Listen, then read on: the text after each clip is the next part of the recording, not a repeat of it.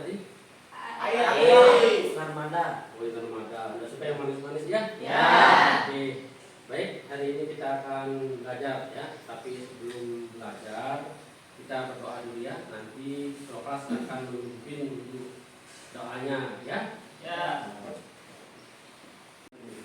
Sebelum kita belajar, marilah kita berdoa menurut agama dan keyakinan masing-masing. Berdoa, mulai.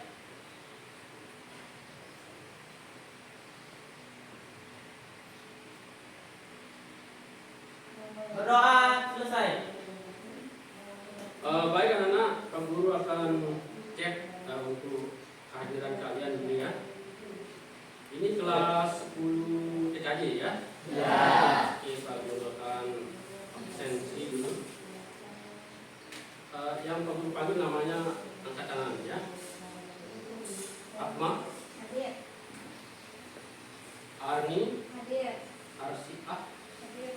Arya Agus Dinata, Hadir. Eka. Hadir. Pasti hadir semua anak-anaknya. Ya. Baik anak-anak, untuk materi kita hari ini kita akan membahas apa namanya?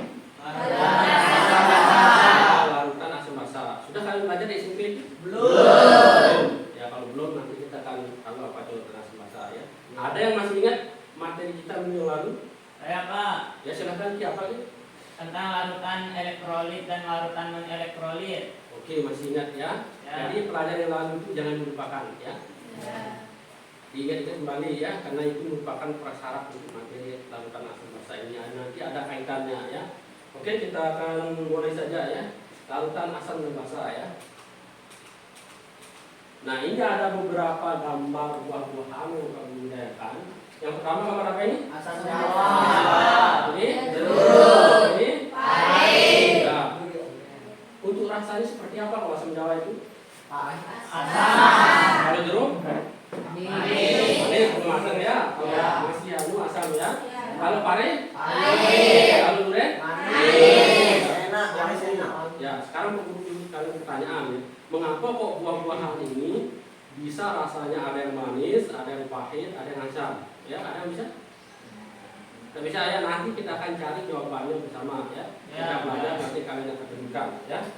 Kemudian untuk mengetahui dia apakah dia larutan asam atau dia basa dengan cara seperti apa kira-kira? Dicicipi ya. Kalau dicicipi misalnya kalau asam ini dia asam atau basa? Asam. Asam. Kalau jeruk? Basa. Ya. Kalau pare? Pahit. Pahit. Ya asam atau basa? Ya asam atau basa dari kalau durian? Basa. Ya. Nah, kemudian tadi kalian mengatakan untuk mengetahui dia asam atau basa itu dengan cara mencicipi ya. Ya perhatikan gambar berikutnya. Oke, siapa yang mau cicipi ini? Tadi kan sudah bilang mau cicipi ya. Ya. Nah, kalau yang ini untuk membedakan dia asam atau basa itu nanti ada alatnya ya. Ya. Namanya pertama itu kertas lakmus ya, nanti kalian gunakan ya. Kemudian yang kedua itu meter gitu ya. Tidak bisa semua dicicipi ya. Ya. Bagaimana kalau kalian cicipi racun nanti kan bisa berbahaya itu ya. Oke ya. Baik anak-anak, ini untuk tujuan pembelajaran kita pada hari ini ya. Yang pertama itu peserta didik mampu menjelaskan pengertian larutan asam dan basa menurut teori Arrhenius dengan benar ya. Jadi kalian bisa cari nanti pakai literasi digital di HP ya. Kemudian pakai buku, kemudian ada materi modul yang disiapkan nanti cari sendiri pengertiannya. Kemudian yang kedua itu peserta didik dapat menyebutkan larutan yang bersifat asam dan basa dengan mengamati hubungan sekitar minimal 4 yang nanti disebutkan apa saja larutan yang bersifat asam dan basa ya. Kemudian yang ketiga, peserta didik dapat membedakan larutan asam, larutan basa dan netral dengan menggunakan kertas lakmus dengan benar ya. Kemudian yang keempat, peserta didik dapat menentukan pH larutan menggunakan pH meter. Alatnya ada pH meter berarti ya, ada kertas lakmus ya, bukan dicicipi-cicipi ya. Nah, kemudian yang lima, peserta didik mampu menganalisis larutan yang bersifat asam di basa kuat dan asam basa lemah berdasarkan pH yang kalian dapatkan. Jadi tujuan pelajaran yang akan kita capai seperti ini nanti anak ya. Kemudian berikutnya anak model pembelajaran yang kita gunakan pada hari ini adalah model problem based learning yang disingkat dengan PBL. Jadi ada permasalahan yang harus kita selesaikan secara kontekstual, kita kaitkan dengan materi pada kita hari ini, ya. Begitu ya. Kemudian untuk penilaiannya di sini, jadi kalian harus terus ya bekerja sama, diskusi, menyelesaikan tugas dan presentasi nanti. Ya.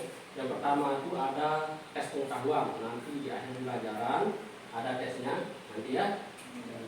Kemudian keterampilan, nah keterampilan ini nanti jika kalian bekerja sama mengerjakan praktik, jadi kita ada praktik dunia ya. Jadi kalian kan biasanya senang untuk praktik dunia ya. Dan ada LKPD yang kalian isi, jadi ini yang bapak menilai ini. Kemudian ada juga pilihan sikap ya, pilihan sikap kalian ketika praktik dan juga tadi. Baik anak-anak, jadi berikut Guru akan menayangkan sebuah video permasalahan ya yang kalian harus amati ya. Bagian dada seringkali dikaitkan dengan penyakit jantung.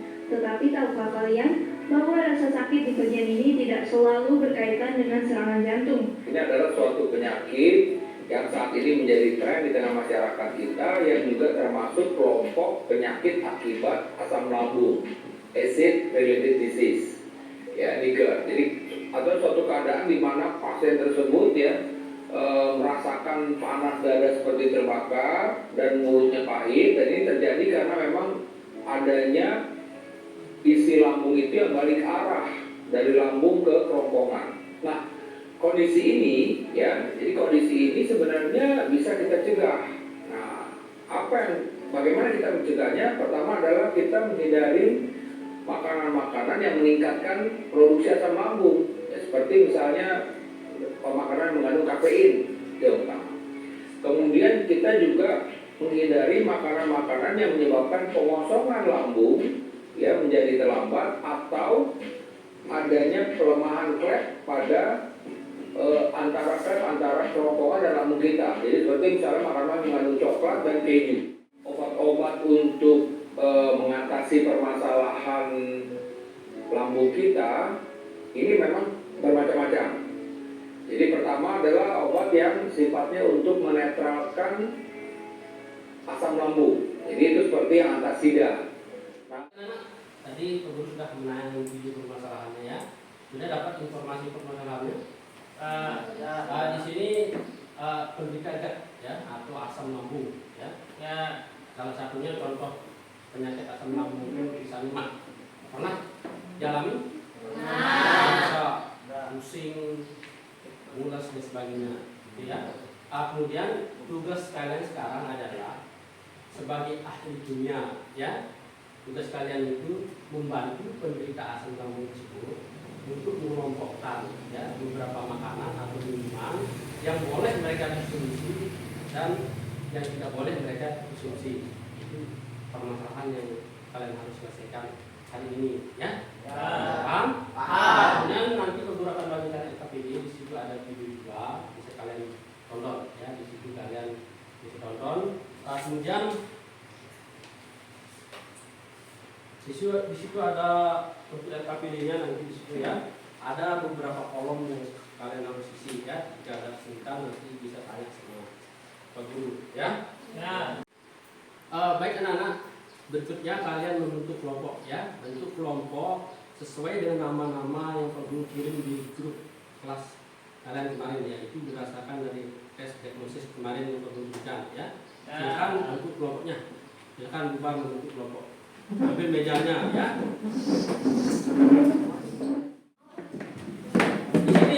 Di sini Pak, ada di sini. Di sini benar. Kelompok 2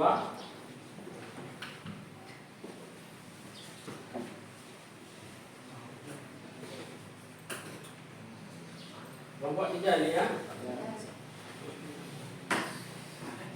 Oke, silahkan dibuka LKPD-nya.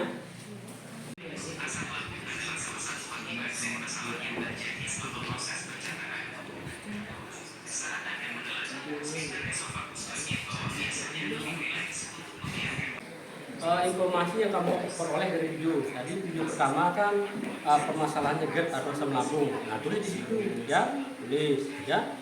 Tuh, ya. Paham? Kemudian yang kolom kedua, untuk kolom yang kedua, sudah paham juga isinya? Nah, yang kolom kedua ini. Kolom kedua, ya itu. Nah, di situ di kolom pertama kan asam lambung, ya. Di kolom kedua itu senyawa apa? Ya, senyawa apa kamu cari, ya, googling, ya. Senyawa apa di situ kandungan asam lambung itu? Zat kimianya apa, ya? Apalagi, ya. Orang mesti seperti ini.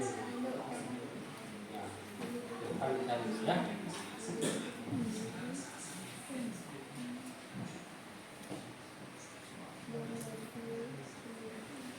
Ini simpan lampunya, ya.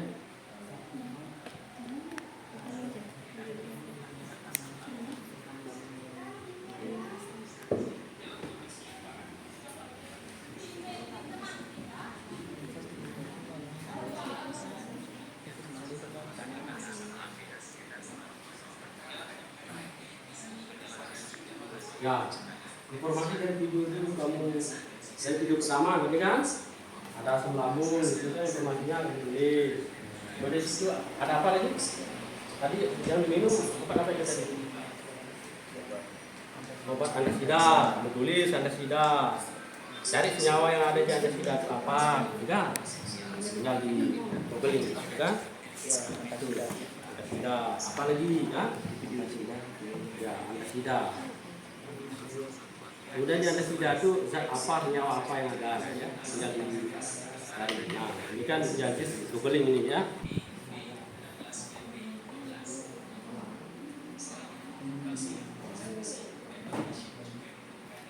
Sudah? Apakah kalian lakukan? Ya, ditulis semuanya, ya. Ya. Ada ketemu jeruk di sini.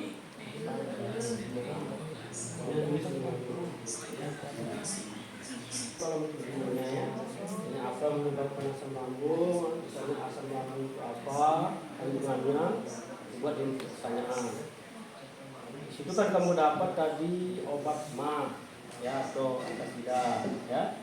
Apa yang terdapat kandungannya dalam antasida tersebut, ya, kamu tulis dalam pertanyaan. Ya, silahkan. Nah, ini sesuai dengan yang ini, ya. Sesuai dengan ini. Ditulis. Pertama kan yang membawa apa ini? Asam Jawa. Nah, itu ditulis jeruk. Ya, jeruk semuanya ditulis. Ya. Ya. Paham? Ya, silakan lanjutkan kalau paham. Ya, tulis cara kerjanya apa? Sama kedua, ketiga sampai selesai, ya.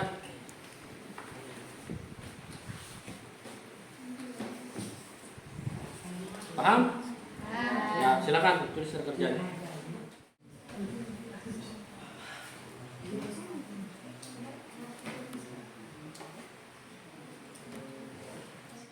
Kerjanya ini coba Pak Guru cek dulu.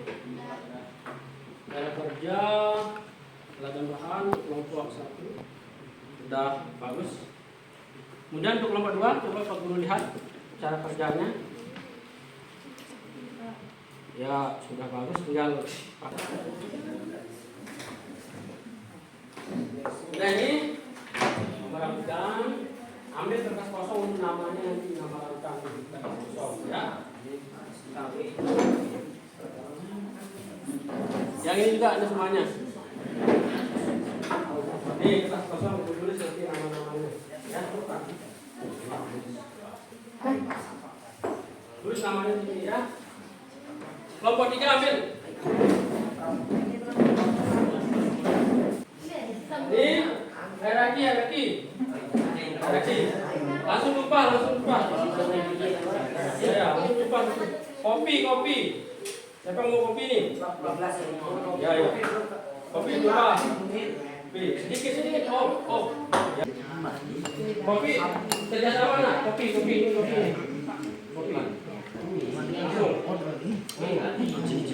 Hierarki, ya. Ini dibuka, nah jeruknya diambil airnya. Tadi kamu enggak. Ya, satu, tiga pakai tempatnya ini. Ya, siapkan terus. Ya, taruh di sini, ya. Ya. Sudah ini? Nah, ini ambil. Bukan digerus satu-satu. Lainkan tempatnya. Mereknya kan lain tuh. Ya, mereknya dia juga. Ya. Silakan digerus taruh situ. Ya. Lainkan.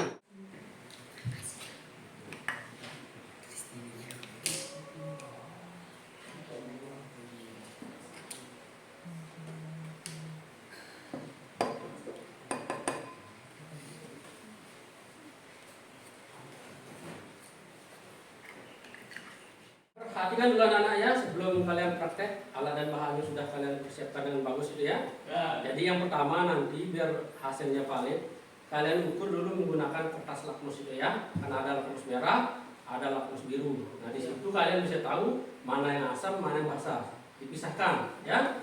Nanti kemudian nanti yang kedua ukur pH-nya ya, menggunakan pH meter ini ya. Tadi teman kalian Rizky sudah ini ya, sudah distandarkan ini ya. Di sini Pak Guru kasih kode ya, ada kode A, ada kode B ya. Yang A itu asam, untuk mengukur asam nanti ya. Kemudian yang B itu untuk mengukur basah, biar hasilnya akurat nanti ya. Jangan dicampur, nanti kalau dicampur nanti hasilnya tidak bagus ya. Nah sekarang silahkan mulai ukur menggunakan kertas lakmusnya dulu ya. Barutannya, silahkan. Apa ini? Air aki, celupkan lakmus merahnya dulu ya. Satu-satu, nah yang merah dulu, yang merah celupkan. Ya, celupkan hasilnya seperti apa. Lamaan dulu, lamaan. Nah, kalau sudah taruh di situ, ya, paham? Nah, sekarang yang biru, celupkan yang biru. Apa yang terjadi?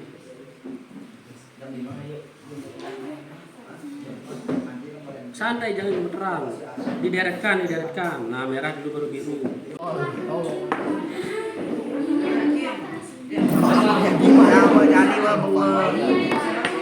Asam. Ini salah satu. Nah, ini apa ini? Terjen. Tulis dulu. Asam itu bahasa di merah biru merah. Ya, sudah mau cek semua nih. Apa yang mau tulis pertama dulu? Oke, yang dibuka dulu. Jeruk kan? Jambu mete. Jambu mete. Wah, musimnya apa? Ada yang cari musimnya ini jangan lupa. Merah tetap merah. Bukan kuahnya kamu cari tadi. Cabut deh, cabut yang disusun. Merah tetap merah. Hanam tebar hanam. Biru sudah biru udah apa? Masa enam tahu. Merah.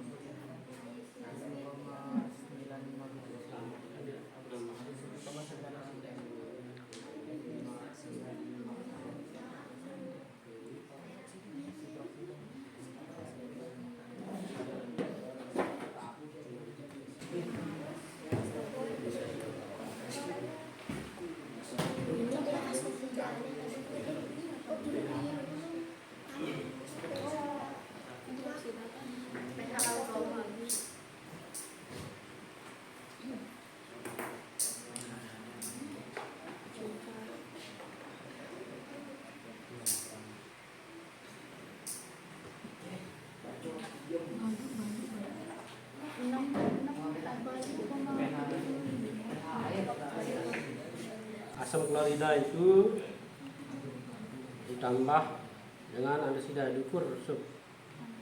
Ya, berapa pH-nya? Berubah berapa? Jadi berapa itu?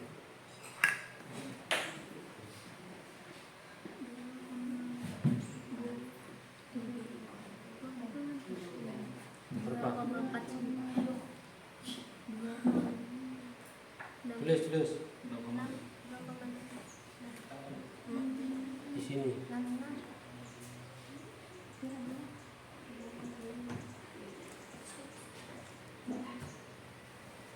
Berdiri. Langsung agak cepat ya.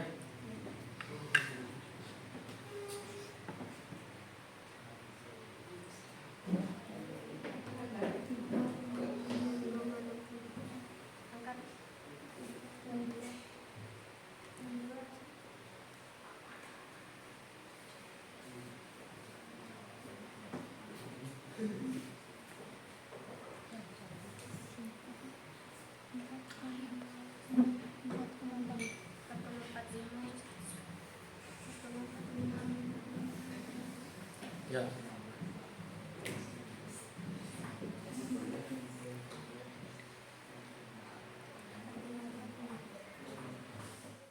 Kalian akan presentasi ya, kelompok mana yang mau presentasi?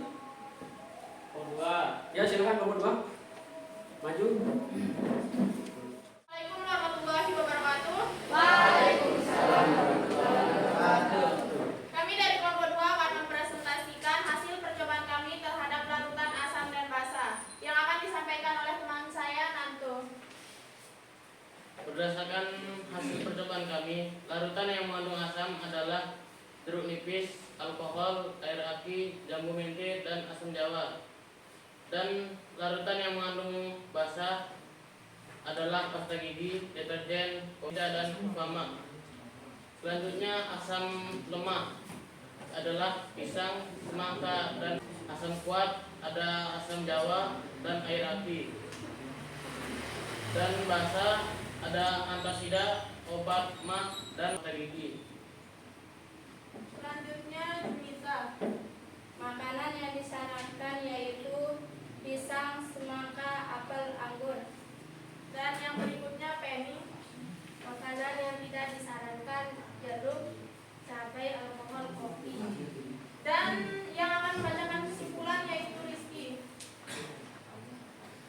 Kesimpulannya, emang disebabkan oleh asam lambung. Asam lambung disebabkan oleh konsumsi makanan dan minuman yang berkarakteristik asam yang memicu kenaikan asam lambung, senyawa yang terdapat pada asam lambung. Asam lambung adalah asam klorida dengan rumus kimia HCl, sehingga disarankan menghindari konsumsi makanan yang bersifat asam yang tinggi, seperti jeruk. Disarankan konsumsi makanan yang bersifat asamnya rendah seperti pisang. Obat mah seperti antasida mengandung magnesium hidroksida yang bersifat basa sebagai obat mah. Yang kedua, asam lambung mengandung senyawa HCl, asam klorida yang bersifat basa. Obat mah dapat menurunkan kadar keasaman berdasarkan percobaan. pH HCl 2 setelah ditambahkan obat mah pH-nya berubah menjadi 5. Artinya obat mah dapat menurunkan kadar keasaman. Baik, demikian penyampaian dari teman saya. Apakah ada yang mau ditanyakan? Saya, Silahkan. mengapa obat mah bisa mengurangi asam lambung? Obat mah mengandung magnesium hidroksida yang bersifat basa yang bisa mengurangi atau menetralkan asam lambung yang mengandung asam klorida atau HCl. Baik, apakah ada yang mau bertanya lagi? Saya. Silakan. Solusi apa yang kalian berikan kepada penderita asam lambung? Bisa menjawab makanan yang disarankan pisang, semangka, apel, anggur. Baik, apakah ada lagi? Tidak ada. Tidak ada yang bertanya lagi? Tidak. Jika tidak ada yang bertanya lagi, maka kami dari kelompok 2 mengakhiri presentasi kami. Sekian dari kami. Wassalamualaikum warahmatullahi wabarakatuh. Waalaikumsalam warahmatullahi wabarakatuh. Baik, itu penyajian dari presentasi kelompok 2 ya. Sangat luar biasa sekali. Silakan kita duduk tangan. Silakan duduk. Baik anak-anak, tadi kalian sudah melakukan percobaan dan presentasi. Selanjutnya kita akan refleksi ya, refleksi kesimpulan dari apa yang kalian pelajari tadi ya. Siapa yang mau membantu guru untuk menyimpulkan materi kita hari ini? Saya, Pak. Ya, silahkan Arya. Asam adalah senyawa yang dapat melepas ion hidrogen atau H+ jika dilarutkan dalam air. Contohnya HCl.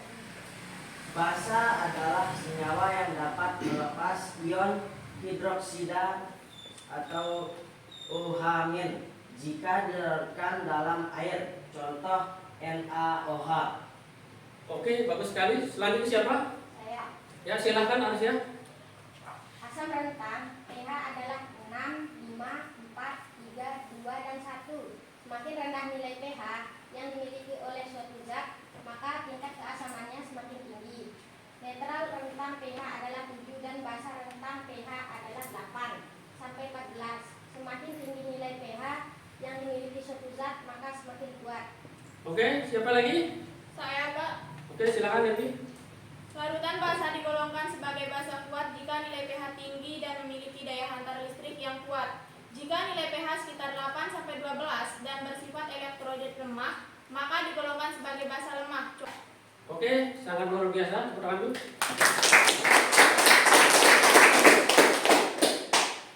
Baik, selanjutnya Pak Guru akan kasih kalian tes, ya. Tes lewat Google Form. Silahkan keluarkan HP-nya, ya. Keluarkan HP-nya. Untuk linknya sudah Pak Guru share ke grup WA kita, ya. Atau bisa dengan menycan barcode yang ada di LKP itu. Tes formatifnya di situ langsung. Silahkan dikerjakan, ya. Pak Guru kasih waktu 5 menit. Silahkan dikerjakan.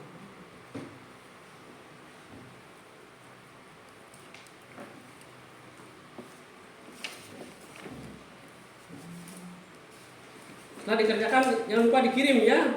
Dan nilainya langsung masuk nanti. Dibaca dulu dengan teliti, pelan-pelan, baru dijawab, ya.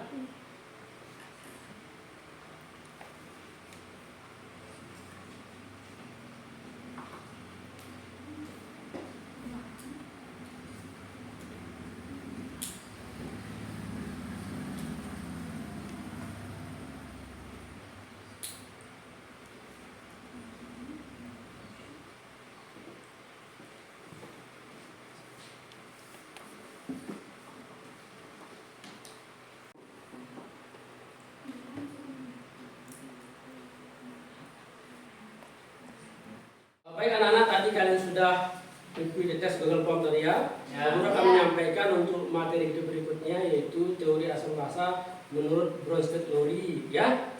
Berikutnya akan kita bahas. Sebelum kita mengakhiri pelajaran, marilah kita berdoa menurut agama dan keyakinan masing-masing. Berdoa, mulai.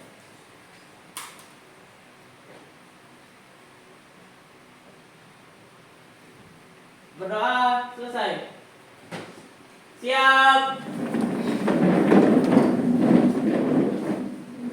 Beri salam. Assalamualaikum warahmatullahi wabarakatuh. Waalaikumsalam warahmatullahi wabarakatuh. Silakan, Bar.